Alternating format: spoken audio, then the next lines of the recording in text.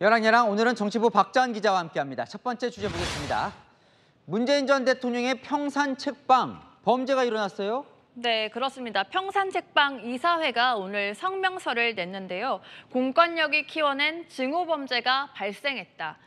이틀 전 평산책방에서 일하는 한 여직원이 피습을 당했습니다. 이틀 전이면 이재명 대표가 내려왔던 날이잖아요. 네, 맞습니다. 그날 문 전 대통령과 이재명 대표가 평산사저에서 회동한 뒤 오후 3시쯤 헤어졌는데요.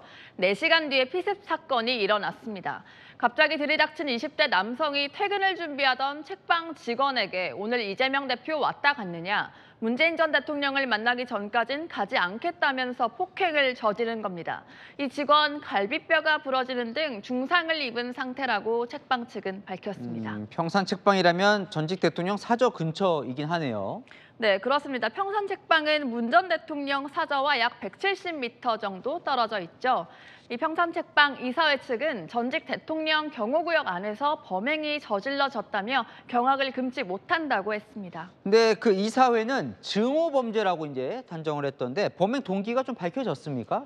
아직은 경찰이 조사 중입니다. 이 평산책방 이사회는 공권력이 키워낸 증오범죄라고 주장했습니다.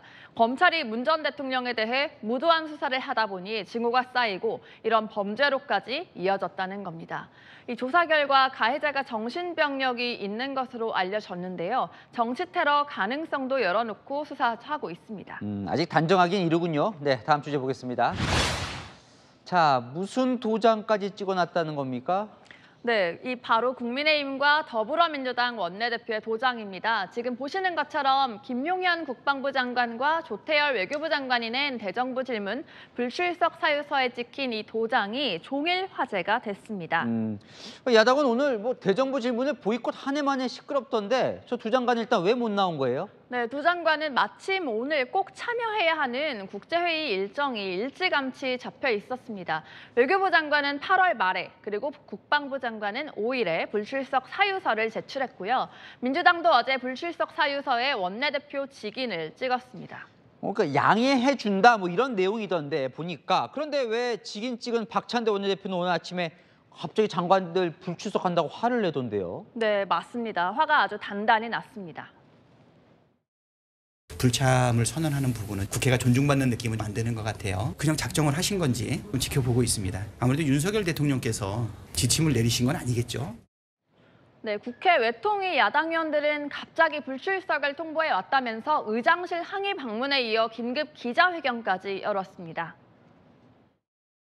국방부 장관이 취임한 지 며칠이나 됐다고 잉크도 마르기 전에 국회를 무시하고 도대체 이 정부가 국민을 무시하고 헌법을 경시하는 그 끝이 어딘지 정말 한심하기 짝이 없습니다. 근데 미리 불출석하는 거 알겠다고 도장까지 찍어놓고 왜 뭐라고 하는 거예요?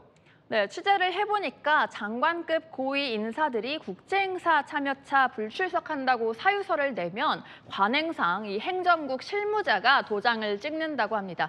꼭 가야 하는 행사기 때문인데요. 그런데 실무자가 찍다 보니까 정작 박 원내대표는 불참 사실을 뒤늦게 알았다는 입장입니다.